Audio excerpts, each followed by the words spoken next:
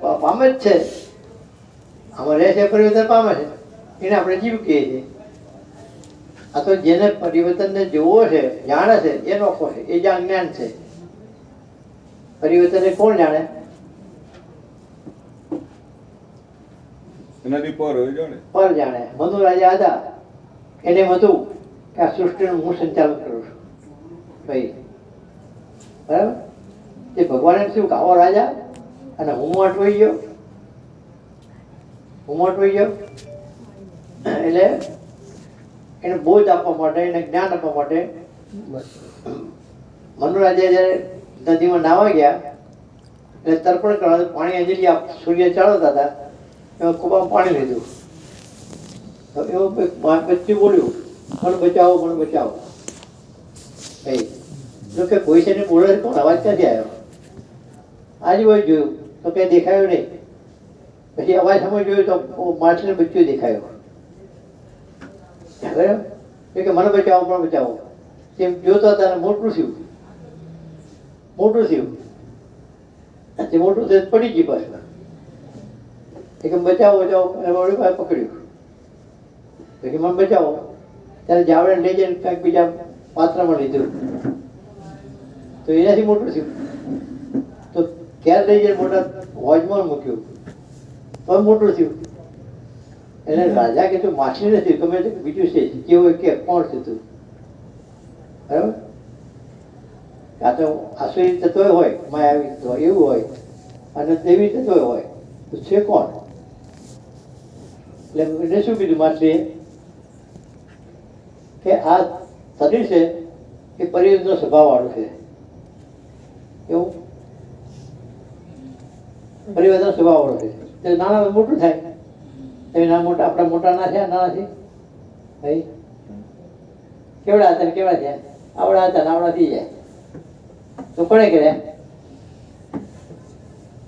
પ્રકૃતિનું છે જીવન, સ્વાભાવિક છે. સ્વાભાવિક. પ્રકૃતિ પરિવર્તન છે. પછી ઉંમર ગઈ પણ આવશે, એ પરિવર્તનની મેળે આવશે. અને નહીં લાવવું તો આવશે. ખ્યાલ આવે છે? તો આ તબિયત સ્વભાવવાળું છે. તો પરિવર્તન છે. ક્યાંય કોણ બોલે પરિવર્તનને? જે પરિવર્તન જાણતો હોય બોલે, નોખો હોય. એટલે પછી ભગવાન દેખાડા રૂપ આકાર નહીં, એકમાં જ ભગવાન જોયા કે ભગવાન બોલે, બીજો ના બોલી શકે. ખ્યાલ આવ્યો? એ જ્ઞાનથી સમજાય. ભગવાન રૂપ ના બનાવે, બતાવે. શરીર શરીર જ હોય, માછલી માછલી જ હોય. બરાબર? તો એ કહેતા હવે શું કરવું? તમારે દરિયા મૂકે, દરિયા મૂકે ત્યાં ભગવાન જોયા. તો રાણી સમજાતા હતા કે તમે દર્શન કરે કરો, માછલું છે. અરે કે ભગવાન છે, પછી કે માછલું છે. ખ્યાલ આવ્યો? એટલે પરિવર્તન શબ્દ આવ્યો ને કે આ જ્ઞાન કોણ બોલે છે? તો ભગવાન સિવાય પરિવર્તન કોઈ કહી ના શકે, બતાવી ના શકે. જો કોઈ પરિવર્તન જીવે જ છે, કોઈ પરિવર્તન શીખે ભાઈ. ખ્યાલ આવ્યો? પછી એને કીધું કે પ્રલયકાળ થશે, તારું ભાન થયું કે આ એક માછલી સાચવી એકતો નથી, અને તું બધાને સાચવી શું કહે છે?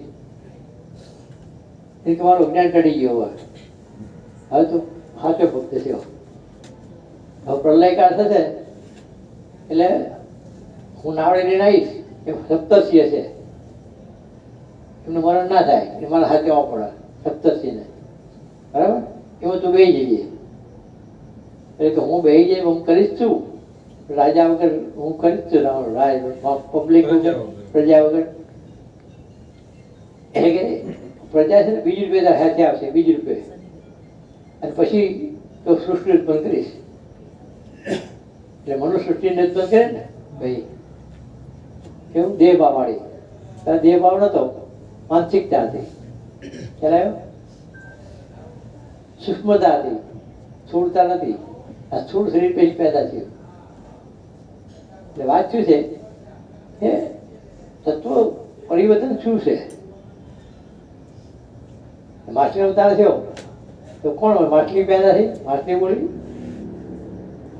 તો આપણે આ વિચારવું પડે. હવે જે કંઈ છે બધું છે, કશું ખોટું નથી.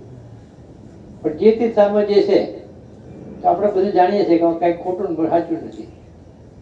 કેવું જે દેખાય છે એ ખોટું નથી અને પરિવર્તન વાળું છે એ સાચું નથી. બરાબર? એક માણસ છે અને કાલ નહીં દેખાતો, તો નહીં દેખાતો, તો ભૂલી ગયા. કોણ છે? એ વાહ, આ તો નથી આપણે